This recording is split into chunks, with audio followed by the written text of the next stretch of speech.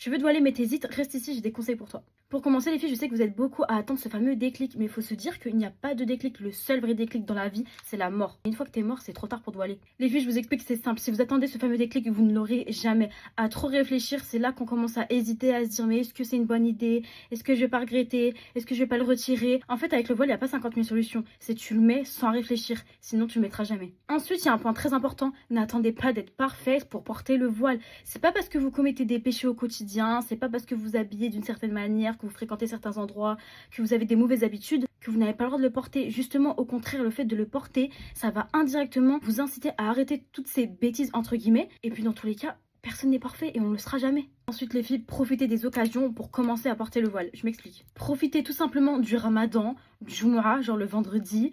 Profitez de ces moments-là pour vous habituer à le porter et à rester avec. Quand vous allez à la mosquée, au lieu de le retirer en sortant de la mosquée, gardez-le sur la tête pour vous habituer vous et habituer les gens autour de vous, dans votre ville, votre entourage, etc., à vous voir avec. Après, vous allez être tellement plus sereine qu'inconsciemment de vous dire que les gens, ça y est, ils vous ont vu avec et que même vous, vous êtes sorti avec, ça va vous faciliter à le porter. Ensuite, pour vos premiers voiles, n'achetez jamais du Swad Medine. Alors ça va tout sauf vous encourager. Vous allez galérer à le mettre. Il faut mettre 50 000 épingles pour pas avoir des cordes de chétane.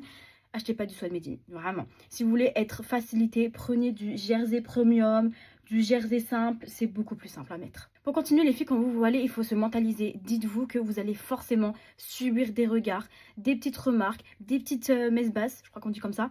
Mais il faut s'en foutre. Tout simplement, il faut s'en foutre. Préparez-vous. Dites-vous que dans tous les cas, les gens, ils ont toujours un truc à dire, que des racistes, il y en a partout. Vous vous en foutez, vous savez pourquoi vous vous voilez, vous savez pour qui vous le faites. Le regard des gens, ce que les gens y pensent, on s'en fout. Autre point très important, c'est pas parce que tu te voiles que tu es obligé de changer complètement de style.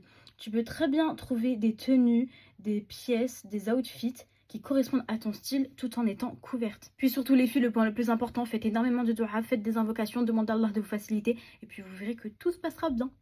Voilà, c'était tous mes conseils, les choses que j'aurais aimé savoir avant de me voiler. Si jamais vous avez des doutes, des questions ou quoi que ce soit, n'hésitez pas à me demander en privé ou en commentaire, je serai ravie de vous répondre.